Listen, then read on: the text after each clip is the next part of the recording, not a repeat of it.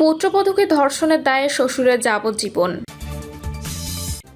Mob সন্ত্রাস বন্ধ না করলে রাষ্ট্রের গুরুত্বপূর্ণ ব্যক্তিদের সঙ্গেও এটা ঘটবে, বলছেন গোলাম মাওলা রনি।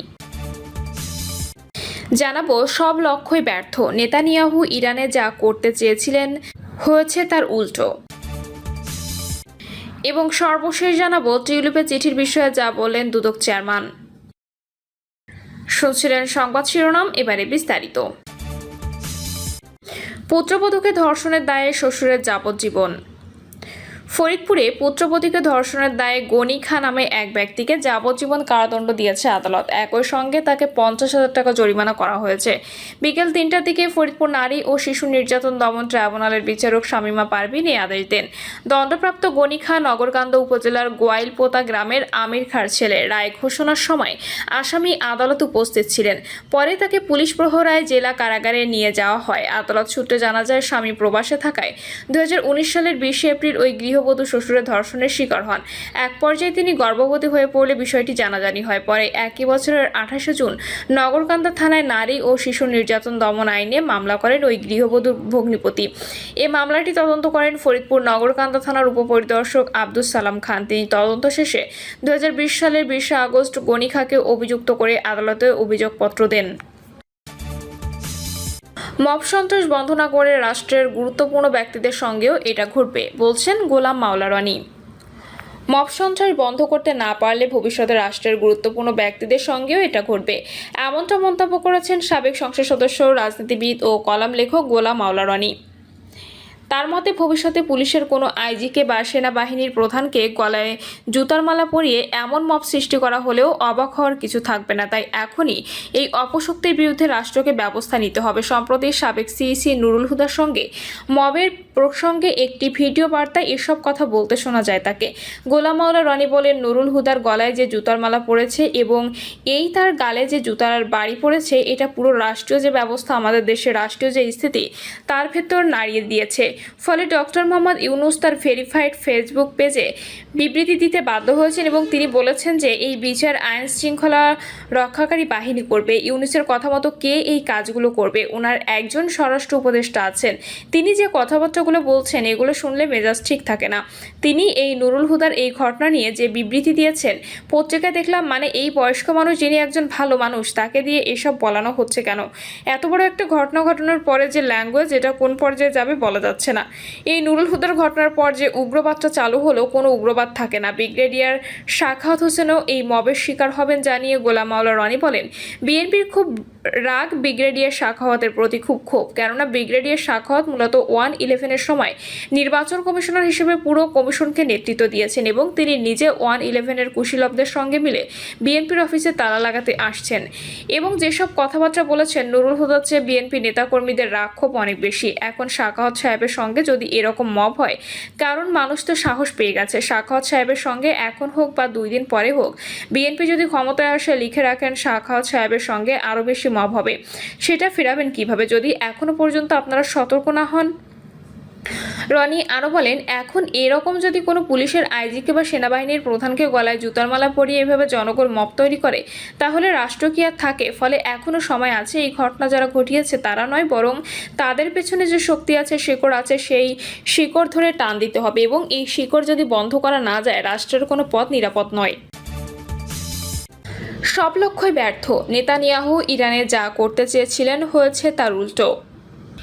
ইরানের সঙ্গে টানা 11 দিন যুদ্ধ করেছে দখলদার ইসরায়েল, যা 12তম দিনে শেষ হয়েছে। দুই পক্ষের মধ্যে যুদ্ধবিরতি হওয়ার পর দখলদার ইসরায়েলের প্রধানমন্ত্রী বেঞ্জামিন নেতানিয়াহু বলেছেন, তারা ইরানে যুদ্ধের সব লক্ষ্য অর্জন করেছে। স্বল্পমেয়াদী এ যুদ্ধের শুরুতে নেতানিয়াহু 2টি লক্ষ্য ঠিক করেছিলেন: ইরানের পারমাণবিক কার্যক্রম ধ্বংস ও দেশটির সরকারের পতন ঘটানো। কিন্তু পারমাণবিক অবকাঠামো কি ধ্বংস হয়েছে? উত্তর খুব সম্ভবত না, কারণ যুক্তরাষ্ট্র ইরানের সবচেয়ে সুরক্ষিত ফর্দ পারমাণবিক কেন্দ্রে হামলা চালিয়েও সেটি সেটি ধ্বংস করতে পারেনি। এমনকি সেখানে যেসব সমৃদ্ধকৃত ইউরেনিয়ামের মজুদ ছিল সেগুলো আগে সরিয়ে ফেলে তেহরান। এই ইউরেনিয়াম পারমাণবিক কার্যক্রমের সবচেয়ে বড় উপাদান। যেহেতু এগুলো অক্ষত আছে, তার অর্থ দখলদার ইসরায়েলের এ লক্ষ্য ব্যর্থ হয়েছে। যুক্তরাষ্ট্রের হামলার পারমাণবিক কেন্দ্রগুলো কতটা ক্ষতিগ্রস্ত হয়েছে ইরান সেটি কখনো প্রকাশ করতে দেবে না। ইসরায়েল কি ইরানের সরকার পতন ঘটাতে পেরেছে? সহজ উত্তর না। যুদ্ধের শুরুতে ইসরায়েলি ইরানের সশস্ত্র বাহিনীর উচ্চপদস্থ কর্মকর্তাদের হত্যা করে। তাদের লক্ষ্য ছিল এর মাধ্যমে সশস্ত্র বাহিনীতে বিশৃঙ্খলা তৈরি করা এবং সাধারণ মানুষকে উস্কে দিয়ে সরকারের বিরুদ্ধে গণঅভ্যুত্থান ঘটানো। ইসরায়েলের একটি ধারণা আছে, শত্রুদের ঘায়েল করার সবচেয়ে বড় উপায় হলো তাদের উচ্চপদস্থ নেতাদের গুপ্ত হত্যা করা। ইসরায়েলের সশস্ত্র গোষ্ঠী হিজবুল্লাহ প্রধান নেতা হাসান নাসরুল্লাহকে হত্যা করে এক্ষেত্রে সফলতা পেয়েছিল, কিন্তু অন্য আর কোথাও পায়নি। ইরানে এই কৌশল পুরোপুরি ব্যর্থ হয়েছে। সশস্ত্র বাহিনীর কর্মকর্তাদের যখন ইসরায়েল হত্যা করলো, তখন দেশটির সাধারণ মানুষ তাদের পক্ষে উল্টো একত্রিত হয়েছে। ইসরায়েলের ইরানি বিপ্লবে গার্ডের প্রধানকে হত্যা করেছে, যাকে ইরানের অনেক মানুষই পছন্দ করতেন না। কিন্তু তিনি হত্যার শিকার হওয়ার পর যারা তাকে অপছন্দ করতেন তারাও বিপ্লবী গার্ডকে সমর্থন করা শুরু করেন। কারণ ইরানিরা দেখতে পান দখলদার ইসরায়েলে শুধুমাত্র ইরানের সরকারি অবকাঠামো নয়, পুরো ইরানের উপর হামলা চালাচ্ছে। ইসরায়েল ইরানের এভিন কারাগারে বোমা ছুঁড়েছিল। তাদের লক্ষ্য ছিল কারাগারে থাকা রাজবন্দীদের মুক্ত করে ইরানে অভ্যুত্থান ঘটানো। কিন্তু এর ফলাফল হয়েছে উল্টো। যারা কারাগারে ছিলেন তাদের কয়েকজনকে এখন অজ্ঞাত স্থানে নিয়ে গেছে ইরানি বাহিনী। ইসরায়েল ইরানের রাষ্ট্রীয় টিভিতে হামলা চালিয়েছে। এটি ছিল অদ্ভুত বিষয়। তারা বলেছিল এখান থেকে মিথ্যা তথ্য প্রচার করা হচ্ছিল। কিন্তু এই হামলার পর ইরানিরা ইসরায়েলি টিভি স্টেশনকে হুমকি দেওয়া শুরু করে। ইসরায়েল কি বিশ্ববাসীকে পাশে পেয়েছে? উত্তর না। যুক্তরাষ্ট্রকে ইসরায়েলি পারমাণবিক কেন্দ্রে হামলা চালাতে উদ্বুদ্ধ করতে পেরেছে। এই হামলার পর জার্মান চ্যান্সেলর সবার আগে এটির বৈধতা দিয়েছিলেন, কিন্তু বিশ্বের অন্যান্য দেশ এতে এতটা সম্মতি দেননি। এছাড়া ইরান কোনো ইউরেনিয়ামের মজুদি রাখতে পারবে না যে শর্ত ইসরায়েল দিয়েছিল, সেটিতে বিশ্ববাসী কর্ণপাত করেনি। বিশ্ব নেতারা বলেছেন বেসামরিক কাজের জন্য ইউরেনিয়াম মজুত করলেও ইরান কোনো পারমাণবিক অস্ত্র তৈরি করতে পারবে না। ইরান জানিয়েছে তারা এক্ষেত্রে সহায়তা করতে প্রস্তুতি আছে। এছাড়া দখলদারদের হামলার পর এখন মধ্যপ্রাচ্যের দেশগুলো মনে করছে ইরানের সঙ্গে বাণিজ্য করা তাদের জন্য বৈধ, যা ইসরায়েলিদের জন্য পরাজয়। অপরদিকে ইরানের বিজয়। যুদ্ধ শুরু হওয়ার পর ইসরায়েল অল্প সময়ের মধ্যে ইরানের আকাশসীমা নিয়ন্ত্রণ নিতে সমর্থন হয়। এতে করে তারা যেখানে খুশি হামলা চালাতে পেরেছে। কিন্তু ইরানও ইসরায়েলকে লক্ষ্য করে মিসাইল ছুঁড়েছে, যেগুলো তাদের জনপ্রিয় আকাশ প্রতিরক্ষা ব্যবস্থা থাকা সত্ত্বেও ইসরায়েলি শহরের প্রাণকেন্দ্রে সরাসরি আঘাত এনেছে এবং সেখানে ব্যাপক ক্ষয়ক্ষতি ও প্রাণহানি ঘটিয়েছে। যুদ্ধ চলতে চলতে ইসরায়েলিদের প্রতিরক্ষা মিসাইল ফুরিয়ে আসছিল। অর্থাৎ সময় আর কিছুদিন গেলে ইরানের মিসাইল আটকানোর ক্ষমতায় আর তাদের থাকতো না। মিসাইলগুলো এত দ্রুত কমছিল যে সেগুলো আবার কম সময়ের মধ্যে ইসরায়েলের জন্য পাওয়াও সম্ভব ছিল না। অর্থাৎ একটা সময় গিয়ে ইরানের মিসাইল আটকানোর ক্ষমতা হারাতো তারা। এছাড়া যুদ্ধের কারণে ইসরায়েলি অর্থনীতি পুরোপুরি থমকে যাওয়ার পথে ছিল, যা ইরানের জন্য আরেকটি বিজয়।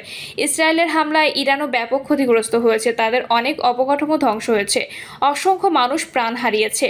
কিন্তু ইরান চূর্ণ বিচূর্ণ হয়ে যায়নি ইসরায়েলের মতো। এত বড় সেনাবাহিনীর বিরুদ্ধে যুদ্ধ করেও ইরানের মিসাইল ইসরায়েলি ভবনগুলো আঘাত হানায় ইরানের ইজেম বৃদ্ধি পেয়েছে, যেখানে আশঙ্কা করা হচ্ছিল তাদের অস্তিত্ব সংকটে পড়বে। এছাড়া যুক্তরাষ্ট্রকে আগে থেকে জানিয়ে ইরান কাতারে মার্কিন ঘাঁটিতে মিসাইল ছেড়ে এর মাধ্যমে তারা মূলত দ্বন্দ্ব ছড়িয়ে পড়া আটকায়। এছাড়া যুদ্ধবিরতি লঙ্ঘনের পর দখলদার ইসরায়েল যখন ইরানে আবারও হামলা করতে যাচ্ছিল, তখনও ইরানের যথেষ্ট শক্তি ছিল ট্রাম্পকে বলার কোনো ইসরায়েল যেন নতুন করে আর হামলা না চালায়।